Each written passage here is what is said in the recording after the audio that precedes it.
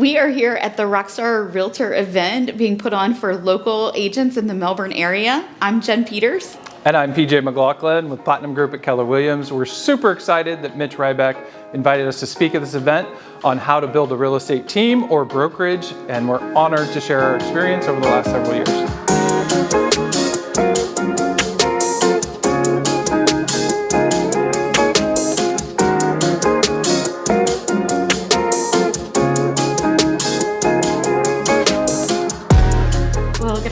I'm Jen Peters, and I co-own the Platinum Group with PJ here at Keller Williams. I have been in the business, actually I started in the DC market, so I sold Maryland, DC, and Virginia with a large team called the Dwellis Group, and started that team with them in 2011. So moved here, I've been in Florida for 5.5 years, and now co-own the team. PJ McLoughlin, Platinum Group at Keller Williams. Been in the business, been in Florida since 2013, started in 2014. Started a team basically because we wanted a weekend off, so we kind of started the dysfunctional team. It was like, okay, you cover this weekend, I'll cover you next weekend, and started working for a local builder. Had always been in the new construction industry. My dad was in new construction, and partnered with a new builder, represented them for 4 years. This year we served 136 families for $70 million, and thanks for coming. If you take nothing else from today, when you are ready to hire your first admin, your first piece of leverage, do not hire yourself. So that's what we're covering in the DIS assessment, right? So I made the mistake of hiring myself, personality-wise, 3 or 4 times. And then you wonder why no work gets done, because they're enjoying having conversations just like, right? Like nothing's getting done because we're the same person.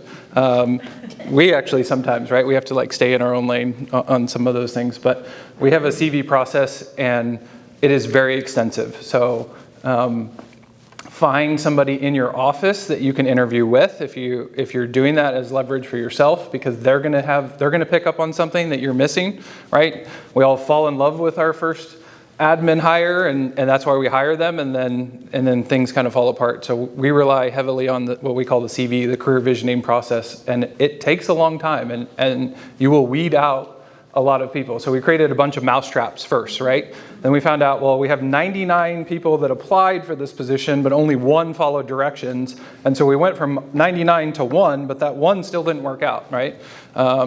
So it's a long process because we're hiring for life, right? We're bringing them into our world, and they have to be the right person, because if they're not, it's going to cost you a lot of money and a lot of time in 3 months, 6 months, or whatever it might be.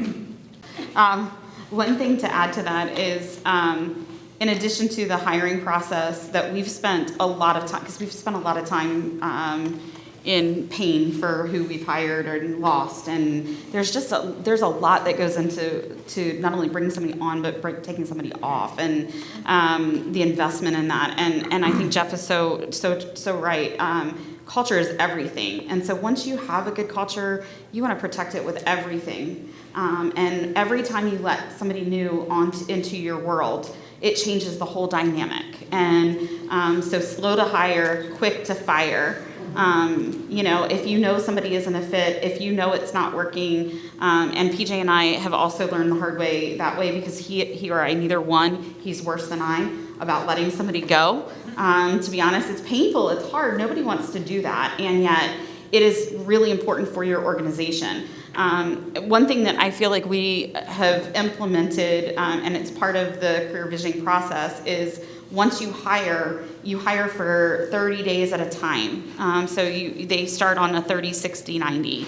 And getting better at that onboarding process, and really laying out what that looks like from the get-go, and having those milestone meetings. So at every 30 days for those first 90 days, you are following what you've laid out. They know what the expectation is, and then you're discussing how that's going. And we did just bring somebody on, and we spent longer in the interview process than they stayed on our team. And after 30 days, it wasn't a fit, and we knew it. And,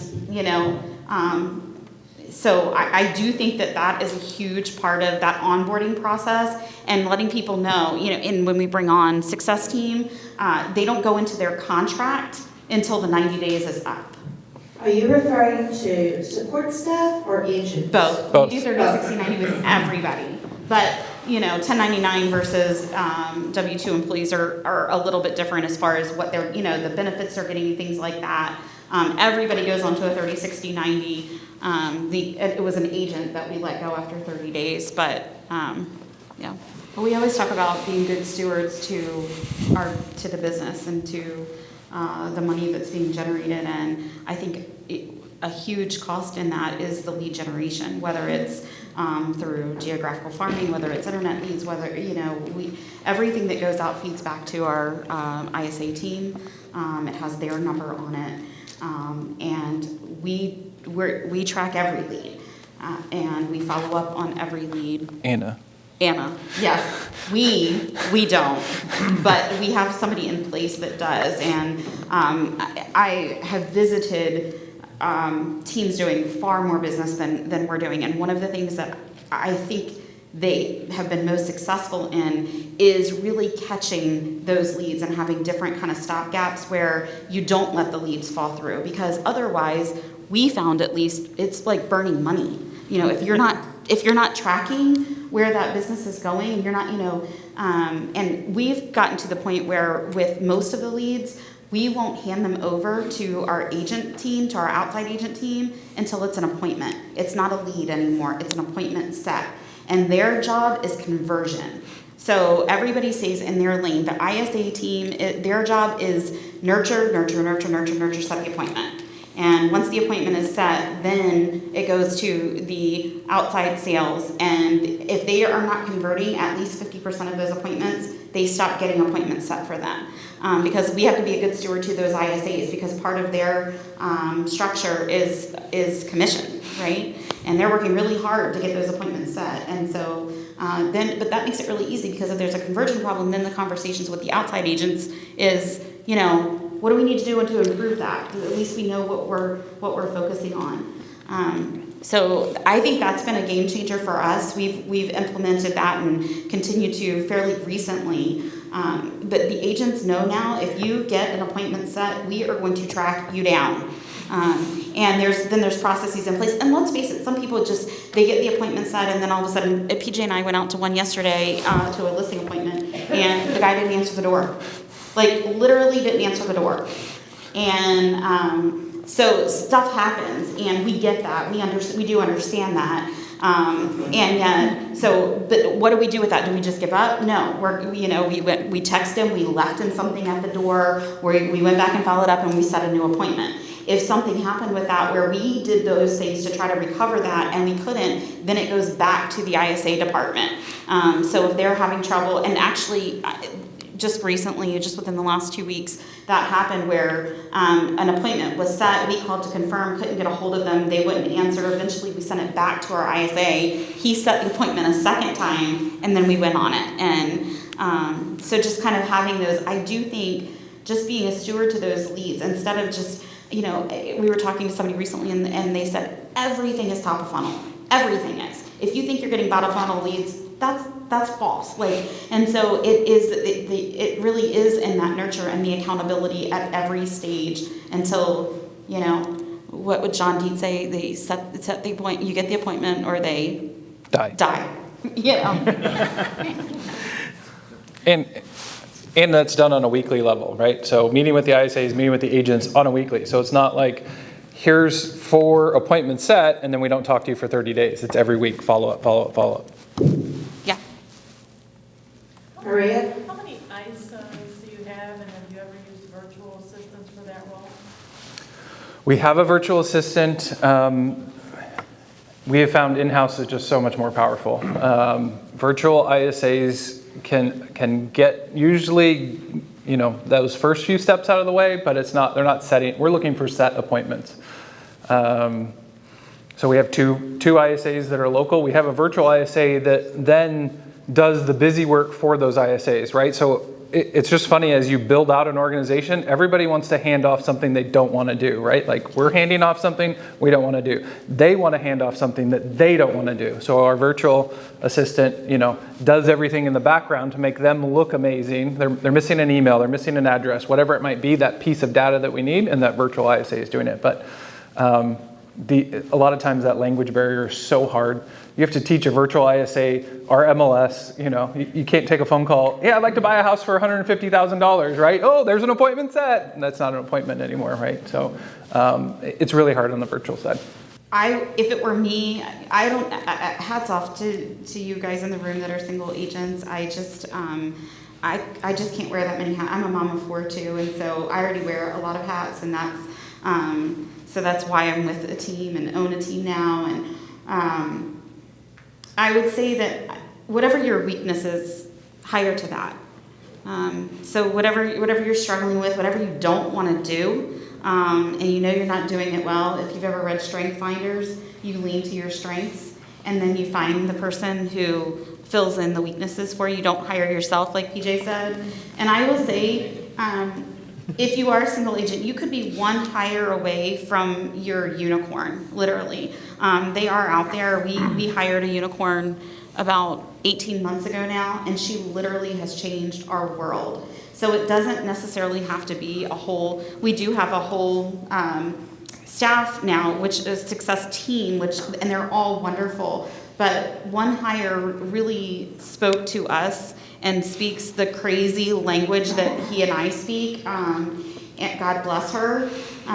So I would say, whatever hire it is, one hire to your weaknesses, and really take your time in making that hire. You have to talk. If you're looking for a unicorn, you have to talk to a lot of people.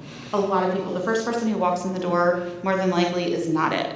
And it doesn't mean you're sitting down face to face, belly to belly with 100 people, but between weeding them out, video interviewing, then you get to the in-person, take your time. They're out there, and it literally could change your world, really. What platform do you use for recruiting? Anything in particular? So we use all the traditional Indeed, but we really ascribe to more of the attraction as opposed to the true hard recruiting. That's just not our wheelhouse. So we're always looking for talent. So if talent comes to us and we don't necessarily have a position for them, we will create one. So our unicorn showed up 18 months ago, like I said, in the form of a transaction. We have a transaction and listing coordinator combo because we're just not up to the point yet where we really are going to get to the point where we're going to separate those two roles.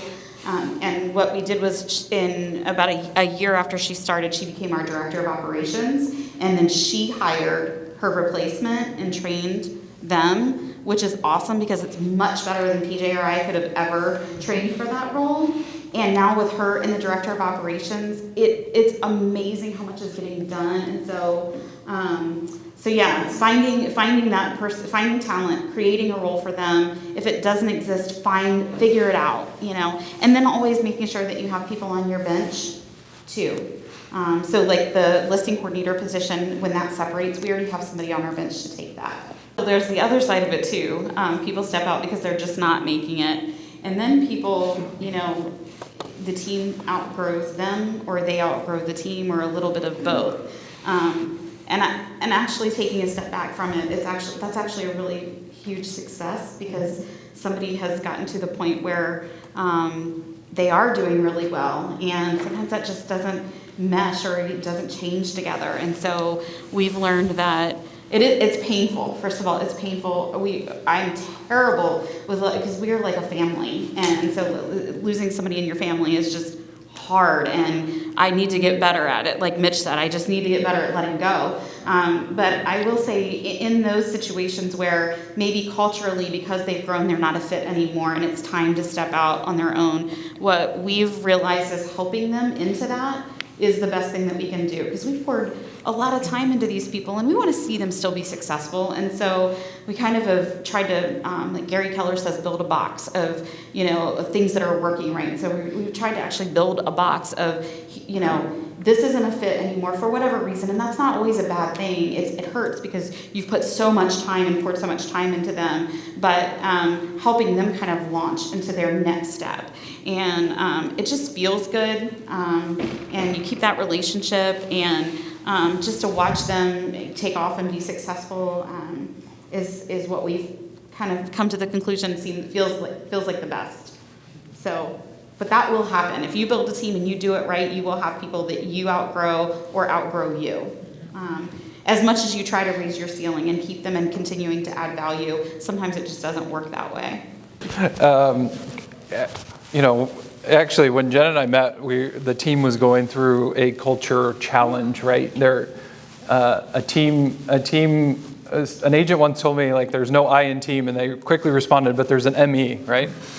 And I was like, there's part of the problem, right? They're trying to find a different way to wrap it around them. And for us, I think it really stemmed for our team to buy into the culture was our mission, vision, values, right? And so in our mission, vision, values, it is clear what our culture is.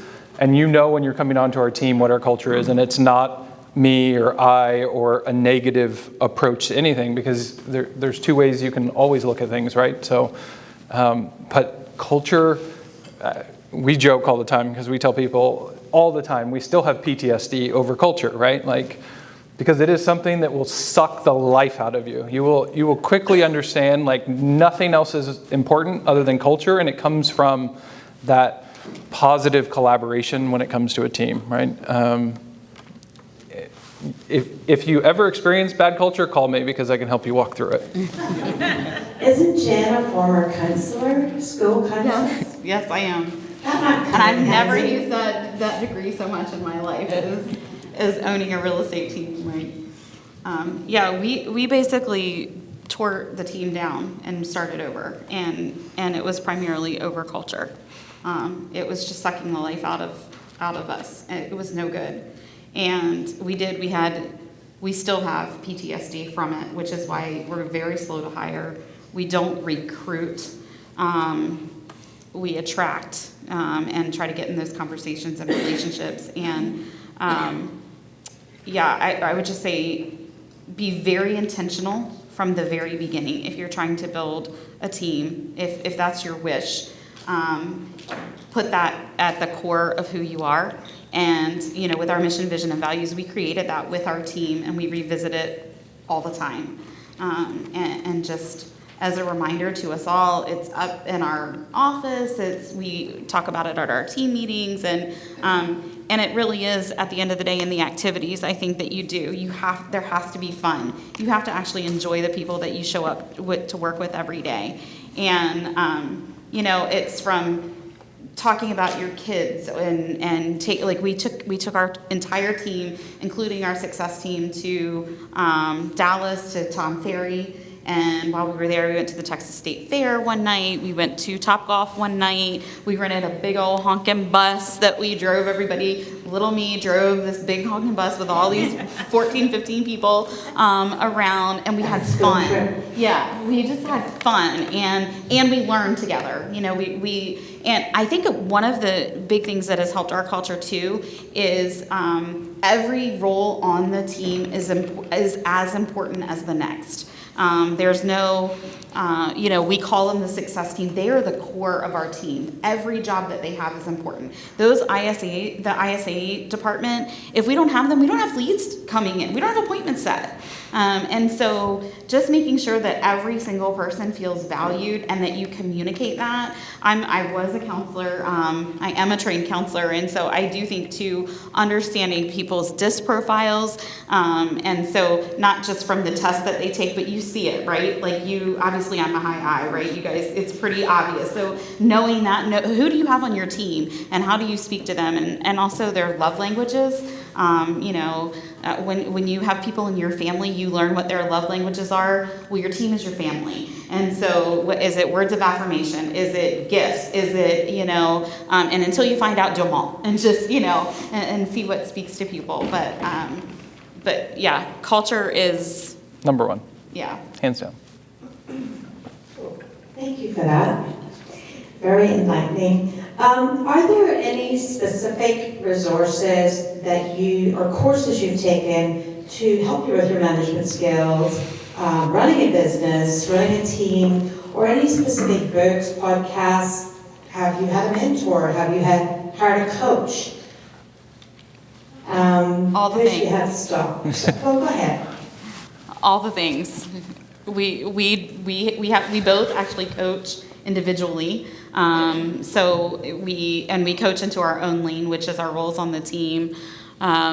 We listen to... Jen loves all the things. I love, yes, I do. I love learning. So I attend conferences. I am coached. I do podcasts. I like, specifically, there's, for you women in the room, which it's great for men too, but it's nice to see women leaders in our industry. And so there's an Empire Builders podcast that is, that's some great content with that. We love Tom Ferry, the Win Make Give podcast, which has been Kenny and some of his folks that run that. We run a book club. We have a book club, and then we run a book club with our team. So that's part of our team meeting every week, is going over whatever was assigned from the book club. And we focus on things that aren't just strictly sales based. We did, right now we're doing Start With Why. Before that we did the financial, what's it called? Tax-free wealth. Tax-free wealth, which is heavy. But just having those conversations, I think, outside of just sales and how you're invested in building your team's net worth. Yeah, I would say the right time to get out of production is when you feel like you're doing nothing well, right? So all of a sudden the team is struggling, your level of customer service that you're used to starts to fall. And then you have to, we were out of production a quarter ago, and now we're back in production because it's a crazy market, right?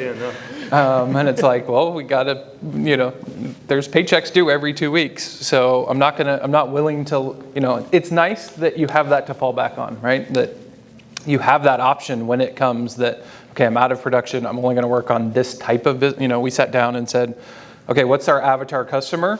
And that's the only customer I'm going to serve. So if it's somebody that's rude and obnoxious from get-go, great. You're best suited for one of our agents that's going to have more time for you, right? And I'm going to serve the people that I want to serve, while 75% of my time is focused on the business, because those agents, those family members are looking at you for that support and guidance. PJ just brought up a good thing: paycheck every 2 weeks. If you're going from a single agent, want to form a team, what do you look at as your initial investment, and what's your overhead every